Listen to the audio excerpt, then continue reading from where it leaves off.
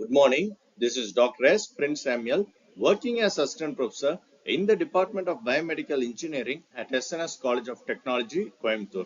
SNS College of Technology is the first Indian institution to implement the design thinking framework in their entire curriculum.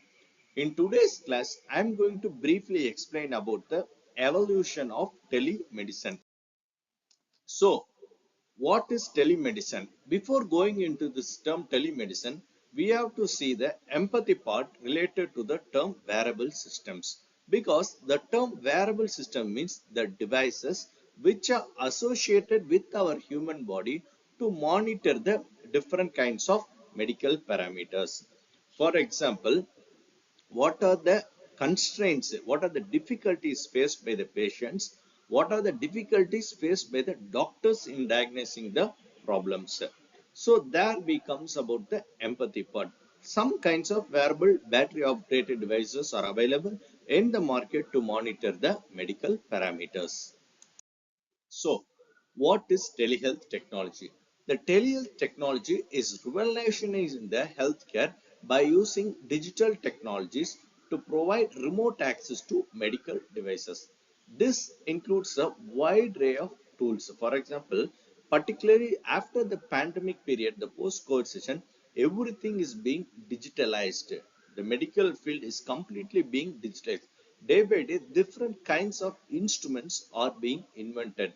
For example, to monitor some basic parameters in of our own, there are some kind of digital device. For example, the digital thermometers, digital blood pressure meters, digital blood sugar monitoring devices. We can monitor the parameters digitally as well as accurately, and if any kind of variations upon these parameters are being transferred to the doctors easily within a fraction of second. So what are the basic key types of telehealth services? Is nothing but the first one is nothing but the live video conferencing.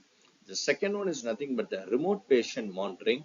The third one is the mobile health platform, and fourth one is the asynchronous. The term asynchronous means store and forward, because these medical parameters are to be stored for future reference. For example, when we speak about the term cancer, this is one of the most dreaded disease, because even after 5 to 7 years there are chances that it may repeat.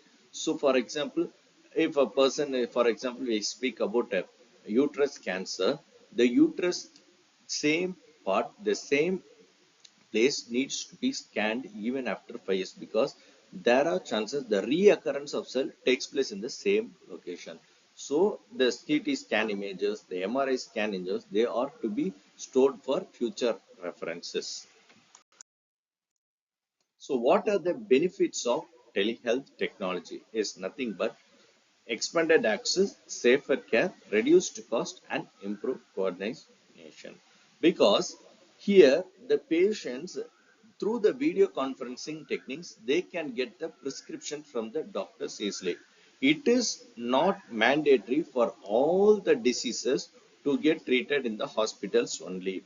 There are some kind of diseases which can be treated easily in our homes. Even the treating period becomes fast, as well as the diagnosis become fast. Later, if for the final checkup or after the last stage, after the treatment is done, we can even go to the doctors. For example, if a small skin disease, for those kind of places, the image is very important. How the image is being captured, the captured image, how it is being transmitted to the doctors, without any noises, without any additional signals being attached to the image. This is just an example for telehealth technology. With using this image, the doctor can easily prescribe the tablets as well as the ointments very easily. This is an best example for telehealth technology. So whatever technology is being developed day by day, there will be some kind of challenges and barriers behind it. Digital divide, the regulatory hurdles, the connectivity issues, and the integration gaps. So any technology, whatever is being implemented, there will be some challenges, because One side the invention is going, on side some barriers are like, for example, here the connectivity issues. If at a time hundreds of people come together through the online platform to meet the doctor, how the situation is going to be handled. So there comes the connectivity issues, the bandwidth, the 5G, 6G, 7G person, they play a maintained role in it.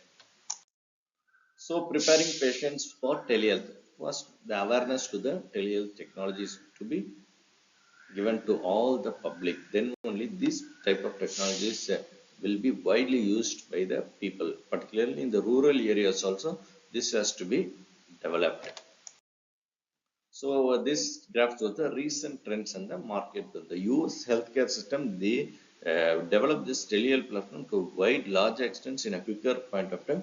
Now it is almost implemented in European countries, Asian countries, after etc. So the national resource like Tele Technology Assessment Center, they support in implementing this telehealth platform to all the countries.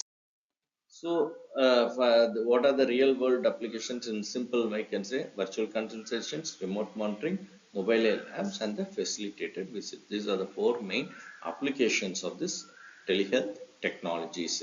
So, one word we can conclude this telehealth technology means it is reshaping the health structure. Everything is being digitalized.